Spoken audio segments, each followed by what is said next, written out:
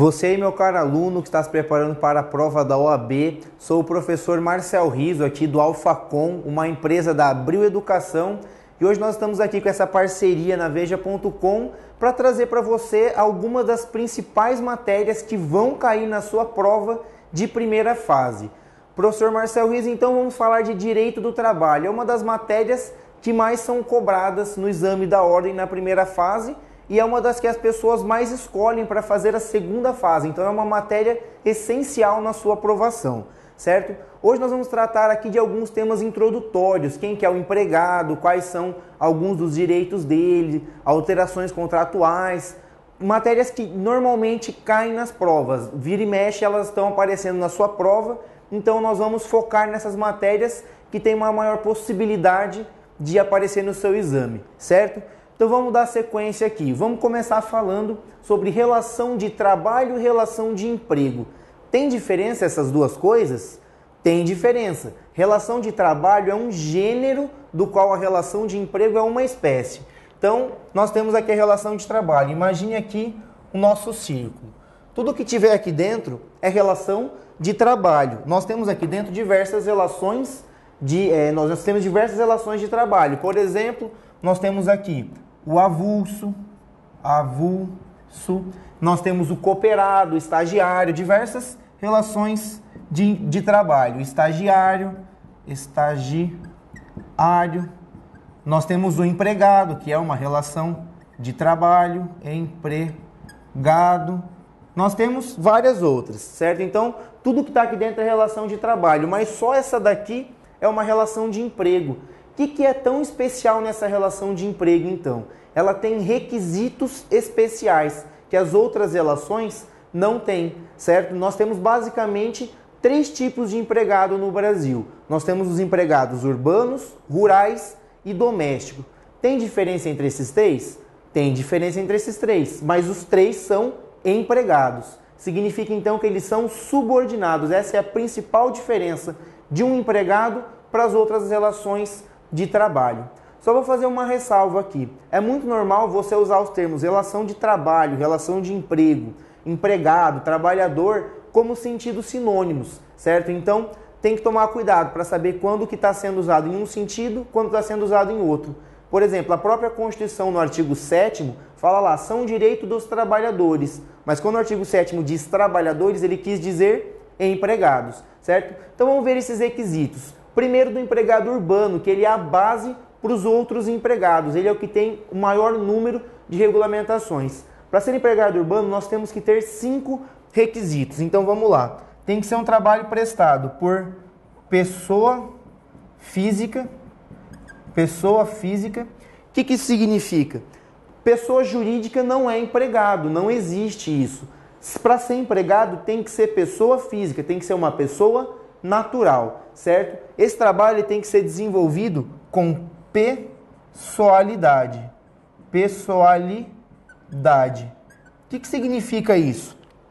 Significa que é o próprio empregado que tem que trabalhar. Ele não pode mandar um amigo dele, ele não pode mandar o filho dele, nada disso. O trabalho ele é intuito personae, que significa que é a própria pessoa que tem que prestar o serviço pessoalmente, certo? Esse trabalho ele tem que ser oneroso. O que significa ser oneroso? Oneroso é assim, você trabalha de graça? Não, você não trabalha de graça. Você trabalha numa empresa porque você quer ganhar dinheiro. E a empresa te contrata porque ela precisa do seu trabalho. Então o trabalho ele é oneroso porque ele não é gratuito para nenhuma das partes. Existe essa contraprestação pelo serviço feito e a empresa paga para ter o próprio serviço, certo? Além disso, esse trabalho ele é não eventual.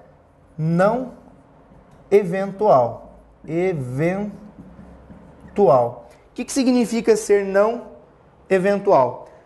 É um dos critérios mais vagos da CLT. Mas o que ocorre? É uma expectativa de prestar serviço, certo? Então, você está lá trabalhando. Existe uma expectativa que você continue prestando o serviço.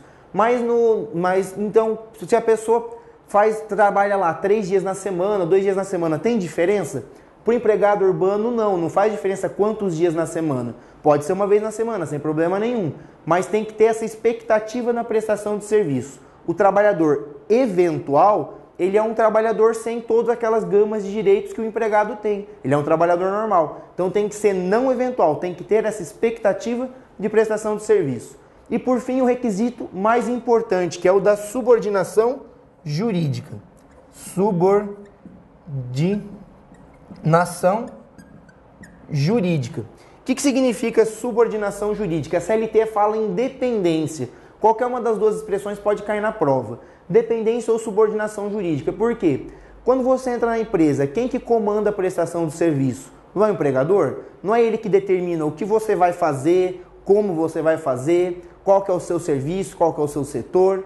É o empregador. Ele não te pune se você cometer algumas faltas, te pune também. Então, esse poder de comandar a prestação do serviço é o que gera essa subordinação jurídica. Ela não é técnica e nem econômica. Não faz diferença se o cara depende ou não do trabalho dele. O que faz diferença é se ele é subordinado juridicamente ao empregador. Então, esses aqui são 5 requisitos do empregado urbano. O empregado rural e o empregado doméstico, eles saem daqui.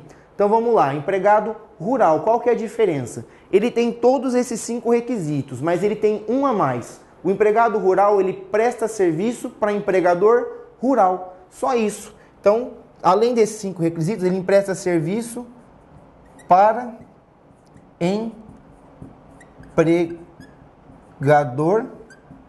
empregador rural. Então a pessoa, só por prestar serviço para o empregador rural, ela é rurícola? É isso mesmo. Não importa se ele presta serviço no campo, lá numa fazenda, se ele presta serviço em um prédio rústico, que é um lugar na cidade em que se desenvolve trabalho rural, ou até em uma indústria rural. Ele vai ser empregado rural. Esse é o atual posicionamento do TST.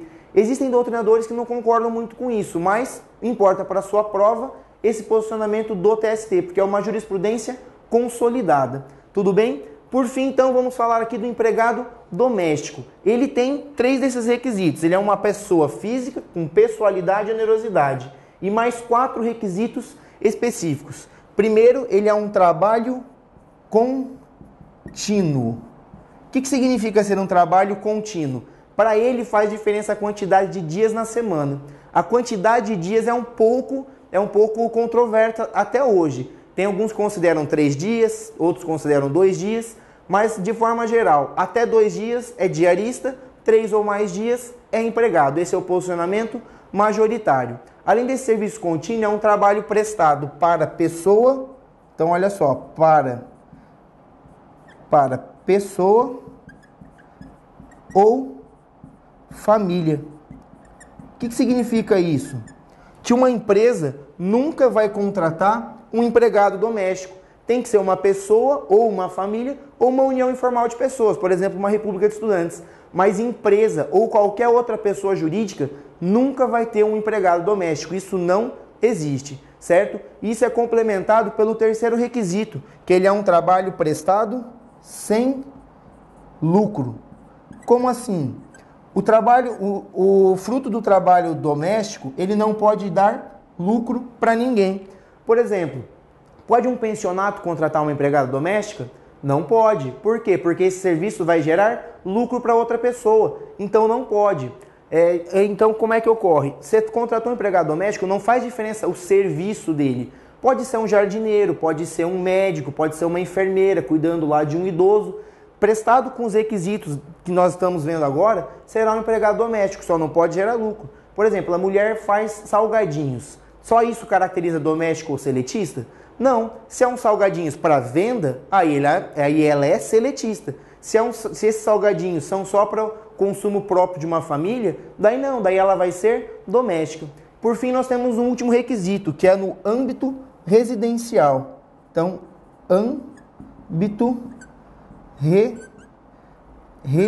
residencial, certo? Tem que ser dentro da casa. A pessoa não pode ter um doméstico e levar ela para trabalhar lá na empresa. Mas pode levar para alguma associação, que a pessoa tenha lá vai passar um final de semana com a família, tem lá uma associação, um clube de campo, pode levar esse empregado para prestar serviço lá, desde que não tenha nenhum tipo de lucro, beleza? Então esses daqui são os 4 requisitos específicos do trabalho doméstico. Cada um desses trabalhadores tem direitos específicos. Vamos falar um pouco mais sobre o empregado urbano, que é aquele que é o mais importante, é aquele que tem o maior número de regulamentações e é o que mais cai na prova. Então vamos lá, vamos falar desse empregado urbano. Nós vimos que no rural faz diferença, não faz diferença o lugar que ele presta serviço. Pode ser prédio rústico, campo, indústria rural. Para o empregado urbano faz? Também não faz. O empregado urbano, ele pode prestar serviços em casa, ele pode prestar serviços na empresa, na planta empresarial ou até mesmo por teletrabalho. Então ele pode prestar serviços na empresa, ele pode prestar serviços em casa ou por meio do teletrabalho, que seria aquele empregado que presta serviço baseado nos meios avançados de informatização, internet, e-mail, telefone e tudo mais. Ele presta serviço à distância. Nesse caso aqui, os meios telemáticos de comando da prestação de serviço equiparam-se para os fins da relação de emprego a subordinação jurídica. Está lá no parágrafo único do artigo 6º da CLT. É uma alteração relativamente recente, então muito importante para a sua prova. Tudo bem? O empregador pode pedir experiência prévia para o empregado? Pode falar, eu quero contratar alguém, mas eu quero que alguém que já tenha experiência na atividade. Pode, isso aqui já caiu em prova. Ele pode cobrar uma experiência de até 6 meses. Ele não pode pedir alguém com 10 anos de experiência, por exemplo. Tem que ser no máximo 6 meses. Então, experiência prévia exigida, máximo 6 meses, certo? Forma contratual. Como que funciona a forma contratual para o empregado urbano? Pode ser escrito ou verbal, pode ser tácito ou expresso e pode ser por prazo determinado ou indeterminado, certo? Então, nós temos aí diversas formas contratuais. Ué, mas o empregado não tem que ser registrado na CTPS? Claro que tem, a empresa tem que registrar em 48 horas, depois da contratação. Mas o que ocorre? Mesmo se for um contrato verbal, não vai descaracterizar a relação de emprego, ela vai existir e o empregado vai ter todos os direitos como se ele tivesse sido registrado. Então o contrato pode ser verbal, ele é um contrato não consensual, ele é um contrato consensual, desculpa. Certo? Então ele pode ter essa característica sem formalidade nenhuma, beleza? Vou fazer aqui só uma ressalva. O contrato, então, ele pode ser tácito ou expresso? Pode. Expresso é o mais normal, que você combina com a outra parte. O que seria contrato tácito para a CLT? É uma situação até um pouco absurda de pensar na prática, mas em tese é possível, pode cair na sua prova. Seria o caso, por exemplo, o cara está lá desempregado, passa na frente de uma construção civil, daí ele, começar a trabalhar aqui, estou sem emprego. Ele começa a trabalhar, não combina nada com ninguém, no final do mês o encarregado começa a pagar ele, não combinaram nada, mas existiu a relação de emprego. É um contrato tácito, é mais ou menos isso que a CLT pensou. Na prática isso não existe, mas na teoria é possível. Por fim, o contrato ele pode ser por prazo indeterminado ou determinado. Qualquer um caso, pode ser sempre determinado ou indeterminado? Nada disso. Pelo princípio da continuidade da relação de emprego, o contrato ele é por prazo indeterminado. Prazo determinado só quando a CLT permitir. Então vamos lá. Esse contrato ele pode ser por prazo determinado. E quando que ele vai ocorrer? Nós temos basicamente 3 hipóteses. Atividade transitória, necessidade transitória e contrato de experiência. Atividade transitória é aquela em que a própria empresa é transitória. Por exemplo, uma empresa que abra para fazer artigos para a Copa do Mundo de 2014. Passou a Copa, ela fecha. Então, a própria atividade é transitória. Necessidade transitória seria substituição de pessoal permanente. Por exemplo, uma menina que saiu em licença gestante, então ela vai ser substituída transitoriamente.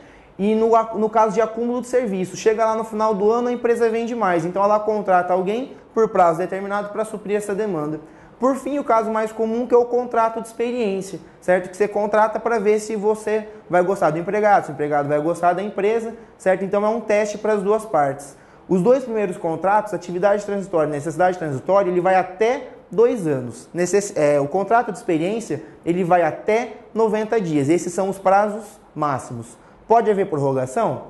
Uma prorrogação, desde que seja respeitado o prazo máximo. Então, o contrato de experiência, por exemplo, ele pode ser 30 mais 30, 45 mais 45, mas não pode ser 60 mais 60, passou o prazo máximo. Não pode ser também 30 mais 30 mais 30, porque prorrogou mais de uma vez, beleza? Ocorrendo essas irregularidades, o contrato passa a ser por prazo indeterminado. Então, esse prazo determinado, ele vai ser a exceção.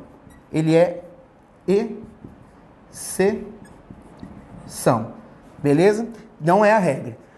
Por fim, aqui, para terminar essa parte inicial, objeto ilícito. Uma das poucas coisas que invalida o contrato de trabalho é o objeto ilícito. De forma geral, o contrato existiu, tem aqueles requisitos que nós acabamos de ver, vai ser empregado e ele vai ter todos os direitos que um empregado tem. Hora extra, jornada e tudo mais, né? O pacote completo.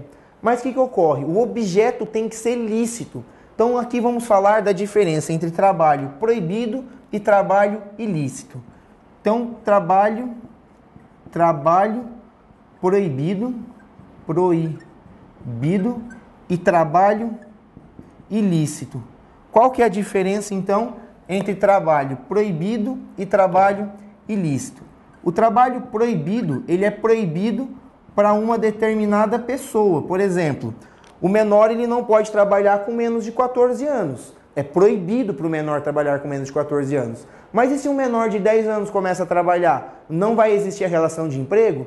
É claro que vai. Ele é uma vítima daquele trabalho. Então, imagine, ia ser um absurdo se ele não tivesse os direitos. Então, o trabalho proibido é aquele em que o objeto é lícito, certo? O objeto do trabalho é lícito. Mas aquele trabalhador não deveria estar trabalhando. Reconhece-se o vínculo e ele vai receber todos os direitos. É o caso, por exemplo, de um policial militar que faça bicos. Às vezes o Estatuto da Corporação proíbe que o policial militar faça bicos, faça serviço de segurança particular. Se ele fizer, vai ser reconhecida a relação de emprego. O objeto de segurança particular é um objeto ilícito.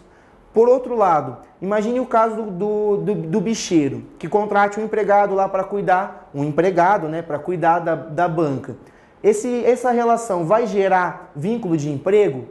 Não vai gerar vínculo de emprego, o objeto é ilícito. Jogo do bicho é contra o direito penal, então ele não é permitido pela legislação. É o mesmo caso de um traficante de drogas, ele não pode contratar um empregado e essa pessoa querer ter direitos trabalhistas, nada disso. E nesses casos, então, como o objeto é ilícito, não gera vínculo de emprego, beleza? Então essa daqui é a nossa parte inicial. Vamos falar agora sobre alteração do contrato de trabalho. Fez o contrato de trabalho, está lá, as partes estão trabalhando. Podem ser feitas alterações? Claro que pode, mas vamos ver aqui como é que vai funcionar essas alterações. Então vamos lá.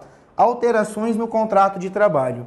Nós temos no direito do trabalho um princípio, o princípio da inalterabilidade lesiva. Esse princípio ele foi abordado, ele foi recepcionado no nosso direito pelo artigo 468 da CLT, que é um artigo bem taxativo. O que ele diz, esse artigo? Ele diz que as alterações no contrato de trabalho só podem ocorrer se tiver concordância do empregado e ainda assim se não tiver prejuízo direto ou indireto. Então vamos lá. O artigo 468 diz que tem que ter concordância do empregado e sem prejuízo, tá? Sem prejuízo direto ou indireto. Olha só, é bem taxativo. Mas o que ocorre? Se fosse sempre assim, a empresa não conseguia fazer nada. Imagina, se é empregador, você não pode mudar nada na relação de emprego. Por isso que surgiu a teoria do jus variandi, que é para dar uma maleabilidade maior para essa relação de emprego. O que seria esse jus variandi? Seriam pequenas alterações que não causem prejuízo para o empregado, mas que não dependem da concordância dele. Por exemplo, instituir o uniforme. A empresa quer instituir o uniforme, ela pode, o empregado não precisa concordar. Mudar em poucos minutos o horário do ônibus para coincidir mudar em poucos minutos o horário de funcionamento da empresa, para coincidir com o horário do ônibus. Também seria uma alteração possível, certo? Mas então são pequenas alterações sem a concordância do empregado. Beleza? Redução salarial. Redução salarial é uma forma de alteração do contrato. É possível redução salarial no direito brasileiro? É possível. A CLT tem algumas normas que não foram recepcionadas pela Constituição de 1988. Como é que funciona isso? A Constituição diz que a redução salarial ela depende de acordo ou convenção coletiva. Então, sem essa negociação com o sindicato, o empregador não pode reduzir salário. Então, redução salarial é possível? É possível por ACT ou CT, acordo coletivo de trabalho e convenção coletiva de trabalho. Não pode a empresa chegar lá e querer negociar diretamente com os empregados a redução salarial. Essa alteração vai ser nula e a empresa vai ter que pagar os salários depois em uma eventual ação trabalhista. Tudo bem? Qual que é a lógica disso daqui? A lógica é que numa crise, por exemplo, é melhor que você reduza os salários de todos os empregados um pouquinho e a empresa não tenha que demitir ninguém. É mais ou menos essa lógica que o nosso legislador constituinte teve para permitir essa redução salarial. Só que aí tem que ser negociada com o sindicato, ou por acordo ou por convenção coletiva. Dando sequência aqui, uma outra alteração contratual, mas que é um tópico, praticamente um tópico específico, é a alteração no cargo. É possível a alteração no cargo do empregado? É possível, mas veja bem, olha só, temos que fazer uma ressalva. Vamos supor que a pessoa foi contratada como empacotador no ano de 2000. Tudo bem. Aí ela está lá trabalhando, começou a se destacar na empresa. Em 2004, ela foi promovida para conferente, certo? Então ela teve uma progressão na carreira dela. Lá em 2013, a pessoa foi promovida para gerente, que é um cargo de confiança, certo? Então ela foi promovida para gerente. Pode haver alteração de gerente para conferente? Pode. Gerente para conferente é possível. Então vamos lá. Isso daqui pode. Pode. É possível. Certo? Gerente para conferente é possível. Por que que é possível? Porque isso aqui é um cargo de confiança. A reversão do cargo de confiança para o cargo originário não é considerada alteração unilateral. É isso que diz o parágrafo único do artigo 468, certo? Então, essa alteração aqui pode. O que não pode é o rebaixamento funcional. Aí não. Então, de conferente para empacotador, daí não pode. Aí não é possível, beleza? Reversão do cargo de confiança é possível. Rebaixamento funcional não é possível.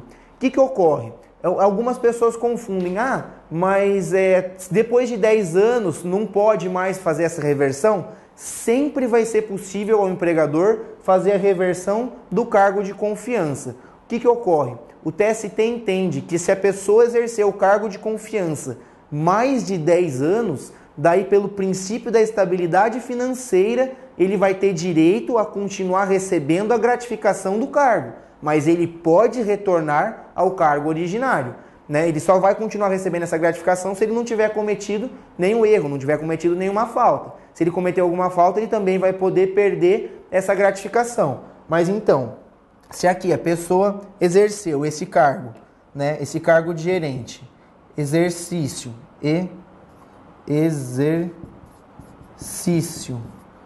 mais de 10 anos, daí ele continua recebendo,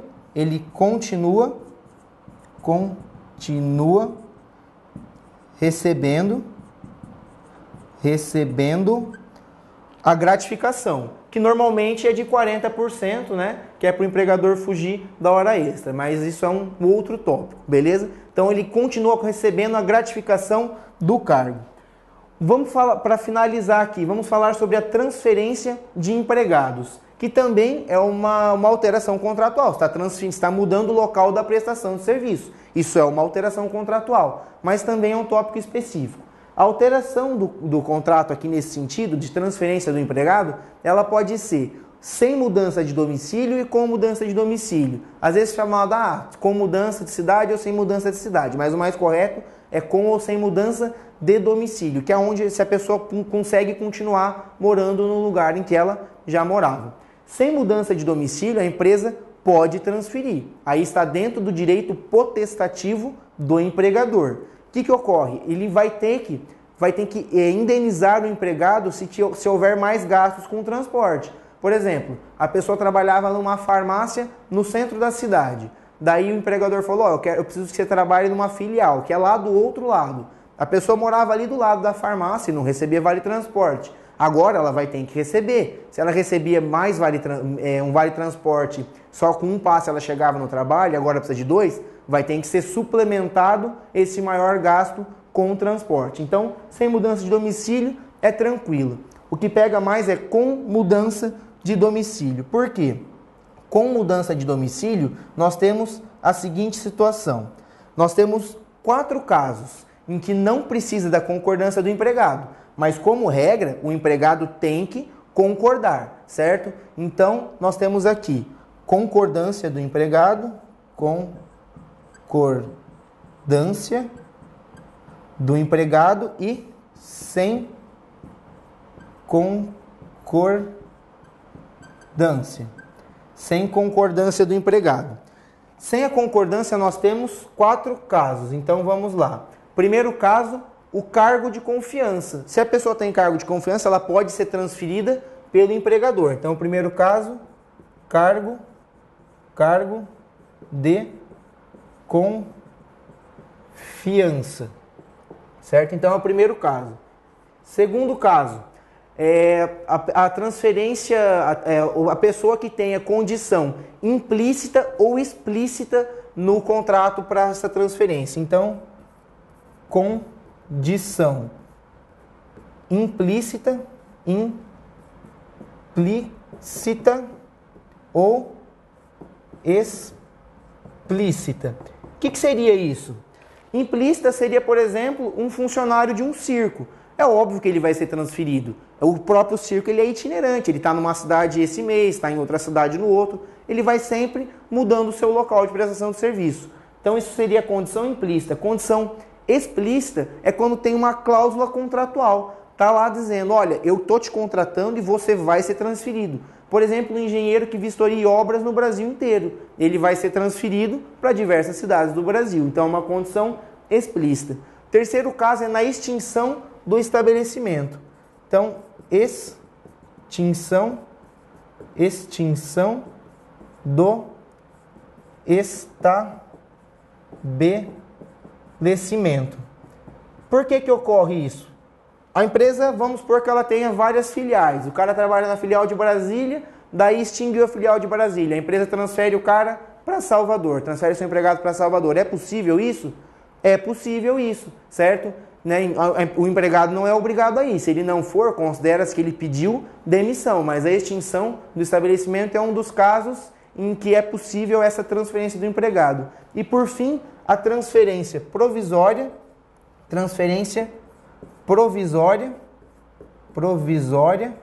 decorrente da necessidade de serviço. Então vamos ficar claro aqui. Essas são 4 tipos de transferências diferentes. Todas elas é necessário a real necessidade de serviço, exceto na extinção do estabelecimento, porque aí a empresa não tem mais serviço naquela localidade. Mas tanto na transferência provisória, condição implícita ou explícita ou cargo de confiança, é necessário essa real necessidade do serviço, beleza? Tem que ter, não pode ser um capricho do empregador essa transferência do empregado, tudo bem? Transferência provisória. Se você ler lá o artigo da CLT, dá a impressão que é só nessa transferência aqui que a pessoa recebe o adicional de transferência de 25% sobre os salários que recebia na localidade original. Essa interpretação é uma interpretação equivocada. O TST entende o quê? Entende que não importa se é uma condição explícita, se tem uma cláusula contratual ou se é um cargo de confiança.